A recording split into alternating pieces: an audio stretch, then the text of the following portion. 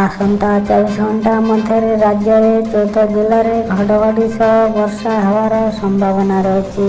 ଏନେଇ ଉକ୍ତ 14 ଜିଲ୍ଲା ୟେଲୋ ୱାର୍ଣ୍ଣିଂ ଜାରି କରାଯାଇଛି। ମୟୂରଭଞ୍ଜ, ବାଲେଶ୍ୱର, କେନ୍ଦୁଝର, ଭଦ୍ରକ, ଯାଜପୁର, ଢେଙ୍କାନାଳ, କେନ୍ଦ୍ରାପଡ଼ା, କଟକ, ଜଗତସିଂହପୁର, ନୟାଗଡ଼, ଖୋର୍ଦ୍ଧା, ପୁରୀ, ଗଞ୍ଜାମ ଓ ଗଜପତି ଜିଲ୍ଲା ସତର୍କ ସୂଚନା ଜାରି କରାଯାଇଛି। ତେବେ ମୟୂରଭଞ୍ଜ, ବାଲେଶ୍ୱର ଓ କେନ୍ଦୁଝରରେ ବର୍ଷା ପରିମାଣ ସମସ୍ୟା ଅଧିକ ରହିବ ବୋଲି ପାଣିପାଗ ବିଭାଗ ଆକଳନ କରିଛି। ସେଥିପାଇଁ ଏହି ସବୁ ଜିଲ୍ଲାକୁ ସତର୍କ ସୂଚନା ଜାରି କରାଯାଇଛି।